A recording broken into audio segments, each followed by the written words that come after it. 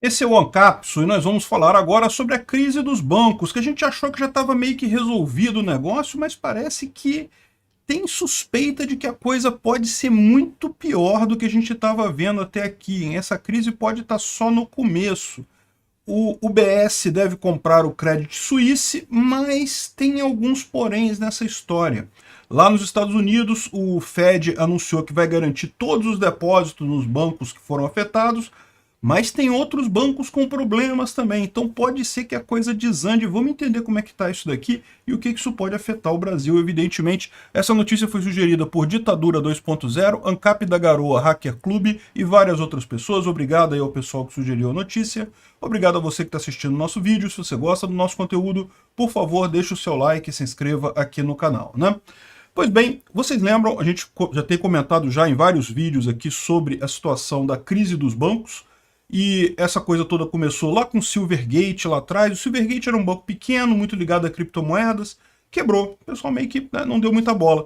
Mas aí quando foi na sexta-feira, quebrou o SVB, o Silicon Valley Bank, que não é ligado a criptomoedas, é um banco ligado a startups e coisa e tal, mas é um banco grande lá, o 16º banco nos Estados Unidos, mas é do tamanho do Itaú aqui, do Bradesco aqui no Brasil. É um banco grande pra caramba, no final das contas, né?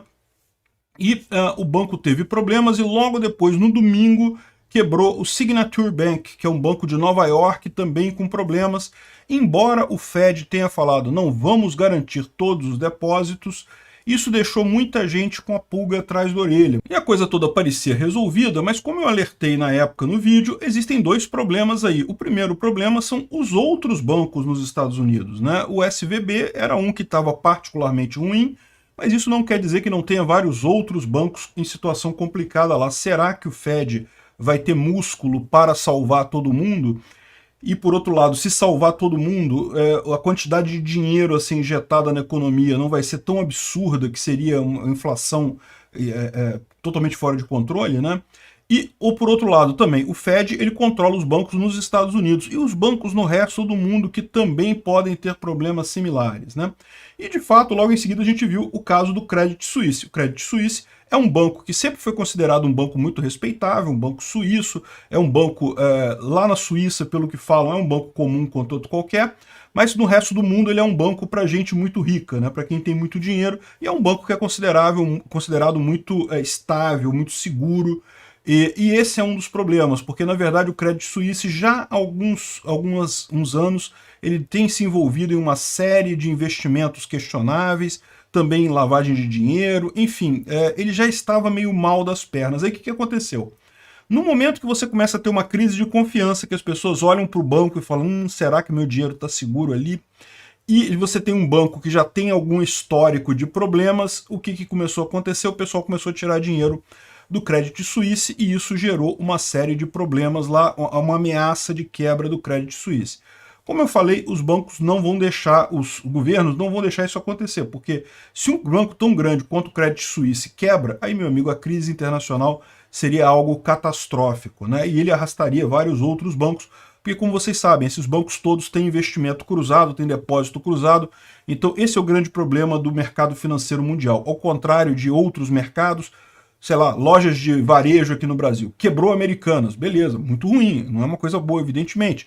Um monte de gente vai perder investimento, mas isso meio que é limitado às lojas americanas, não quer dizer que isso vai se espalhar para outras empresas.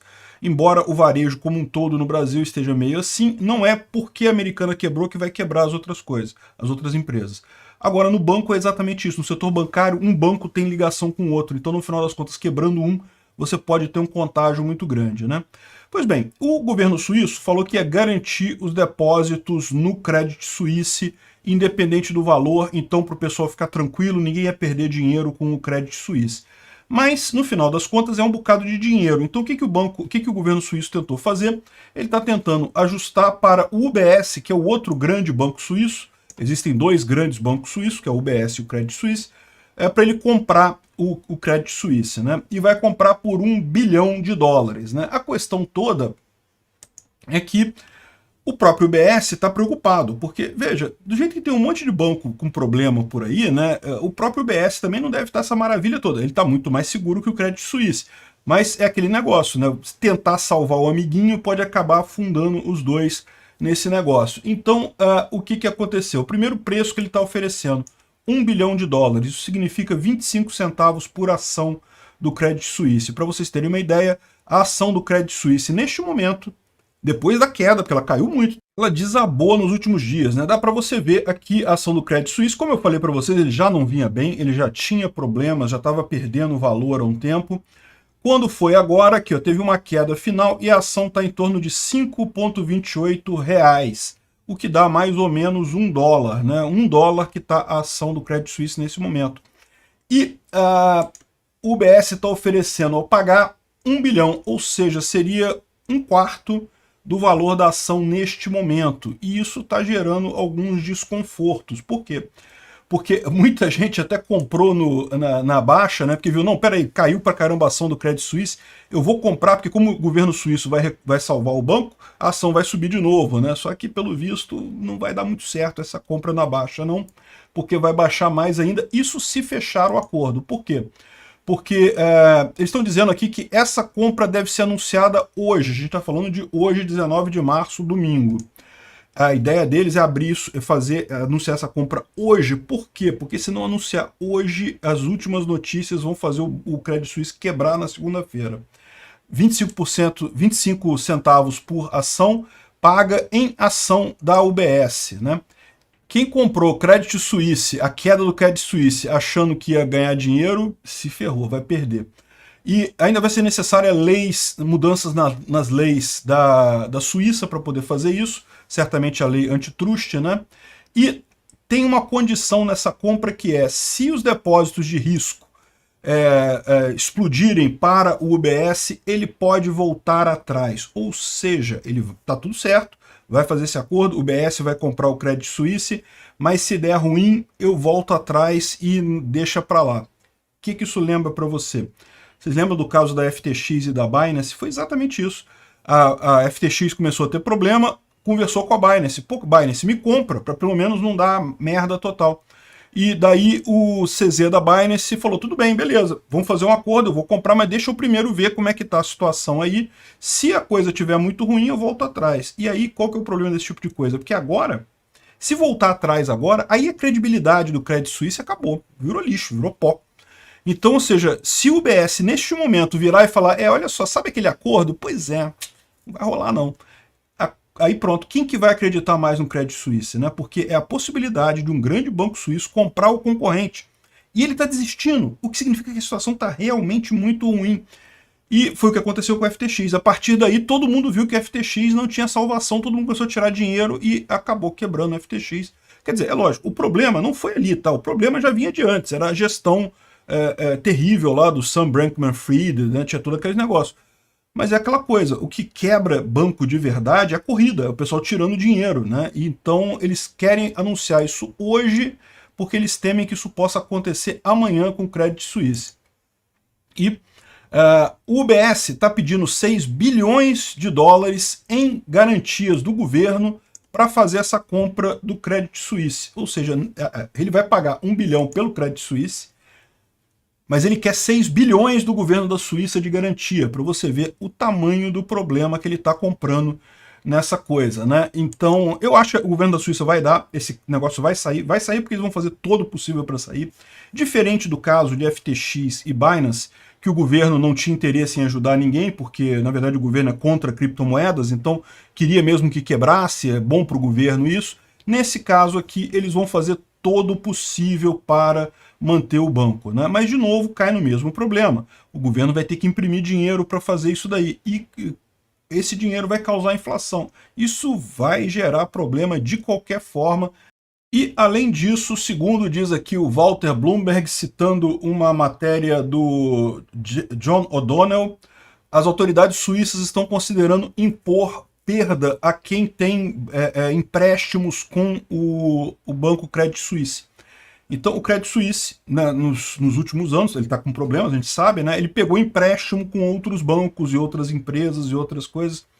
E a questão toda é essa. Agora, com essa questão da venda para a UBS, parece que mesmo com toda essa condição, ainda não dá para salvar o banco. Teria que ter um desconto para essas pessoas que emprestaram dinheiro para o Credit Suisse. O que significa isso? Você emprestou $100 para o Credit Suisse, o governo vai falar para você, a gente não sabe o valor exato, tá? Qual seria esse desconto? Mas é um desconto. O governo ofereceria para você, sei lá, $50 ou $20 para você. E por que isso? Como é que você receberia uma redução do bonde para manter, né, num banco que não quebrou, né? A questão toda é que de repente é melhor isso para você do que não receber nada, né? Se o banco quebrar, você sabe, aí já era, aí não tem, entra tudo na massa falida e se sobrar alguma coisa lá no final, pode ser que você receba alguma coisa. Então, no final das contas, eles estão dizendo aqui que é melhor impor essas perdas nos empréstimos agora do que deixar o banco quebrar e isso ser muito pior, né? Ou seja, o que a gente tem dessa informação aqui é que, embora o governo suíço esteja garantindo o Credit Suisse, e vai garantir, tá? Não vai quebrar o banco, não vai ser tragédia, coisa e tal, mas muita gente vai perder dinheiro. Pode ter certeza que muita gente vai perder dinheiro. E no final das contas, a garantia, a perda de confiança vai acabar sendo muito maior. Os investidores tendem a tirar dinheiro dos bancos, por quê? Se eles perderam dinheiro no Credit Suisse, quem garante que eles não vão perder dinheiro no Bradesco, no Itaú, ou no Banco de Frankfurt, ou no BNP Paribas da França, enfim, qualquer outro banco lá da Europa, né? Enfim, essa tempestade não acabou para o Credit Suisse, não. Ainda vem coisa por aí, mas o pior não é isso. O pior é o seguinte, eles estão fazendo uma avaliação aqui, um grupo fez uma avaliação dos bancos médios americanos e descobriram que pelo menos 186 bancos têm o mesmo risco do SVB. O SVB era um banco que quebrou primeiro porque ele era muito ligado à área de inovação, de startups e coisa e tal. Como essas empresas estão com dificuldade, esse banco acabou sendo mais afetado. Mas outros bancos médios lá nos Estados Unidos também estão com problema. Pelo menos 186 bancos médios podem ter exposição de risco semelhante ao SVB, segundo esse estudo, e isso, segundo o pessoal coloca aqui não tem o preço, aqui ele não colocou o preço nessa coisa aqui, mas tem o preço aqui, ó. O preço total desses bancos é de 19 trilhões de dólares, então para salvar, para garantir todos esses bancos, seria hoje o FDIC, que é o órgão americano de seguro dos bancos, tem 128 bilhões na reserva, ele teria que subir isso para 20 trilhões, basicamente, né? E é aquele negócio, o Fed pode imprimir dinheiro e bancar isso tudo, não tem problema não, mas imagina, 19 trilhões de dólares sendo injetados na economia, o quanto isso não faria a inflação disparar absurdamente, né? E a outra alternativa a isso é deixar outros bancos quebrarem, né? Deixar eles seguirem por conta, ver se algum quebra, e socorrer só os que forem quebrando. O problema disso é o seguinte, é que com essa incerteza, muita gente está tirando dinheiro dos bancos médios e colocando em bancos grandes, porque acha que vai ter menos chance de quebrar. Faz sentido, né? Por isso que no Brasil não tem banco pequeno. Aqui no Brasil tudo só tem banco grande, só tem Bradesco e coisa e tal. Por quê? Porque as sucessivas crises que tiveram aqui no Brasil, o pessoal tirava dinheiro de banco pequeno, banco médio e botava em banco grande. E daí o banco médio e o banco pequeno quebra, porque você tirou o dinheiro de lá, né? E o grande problema é que se tiver esse grande colapso de bancos regionais, veja, ninguém vai perder dinheiro, né? Os bancos grandes vão assumir os pequenos. A questão é, os bancos pequenos, eles dão conta de 50% dos empréstimos para atividades comerciais e industriais, 60% dos empréstimos para compra de casa própria, 80% do empréstimo para salas comerciais, para empréstimos para aluguel comercial, e 45% para consumidor. Ou seja, uma grande parte da economia americana está ligada a esses bancos. Esses bancos fechando, mesmo que ninguém perca dinheiro, a economia tende a ficar muito mais engessada daqui para frente. É muito mais difícil para uma pessoa conseguir empréstimo num grande banco do que num banco pequeno. Os bancos regionais, os bancos médios têm justamente essa vantagem de serem mais próximos ao consumidor, ao comerciante, ao empresário pequeno, e com isso eles conseguem atender esse empresário sem a burocracia que tem um banco grande, né? Enfim, a situação nos Estados Unidos ainda tem muito problema também. Será que o Fed vai botar esses 19 trilhões, 19,5 trilhões na mesa? até onde vai a inflação disso daí, né? A gente viu a inflação americana explodindo em 10%, uma taxa que para os Estados Unidos é absurda, por conta de pacotes de 3 trilhões, 4 trilhões de dólares que o Biden fez e que não era um puro empréstimo, não era pura impressão de dinheiro. Tinha parte ali que era imposto, né? Agora não, agora a gente está falando de 20 trilhões na marra, em dinheiro impresso, né? E depois, ainda tem, segundo a Ellen Brown aqui, o grande problema da tsunami dos derivativos.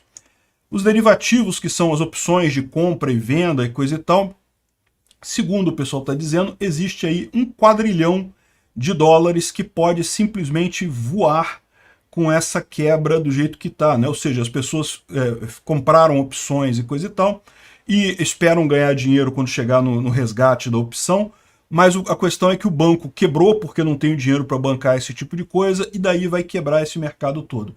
E a gente está falando aqui então de $1 quadrilhão, que seria 1.000 trilhões de dólares. Eu não sei se isso daqui é verdade, se isso daqui realmente pode gerar essa quebra completa, mas o fato é que é alguma coisa assustadora. A gente sabe realmente que existe um mercado de derivativos enormes. Qual é a exposição disso? Eu não sei. É verdade que quem coloca dinheiro em derivativos tipicamente já está fazendo uma aposta, então o cara não pode reclamar de perder dinheiro, mas ainda assim, $1 quadrilhão é um bocado de dinheiro, né?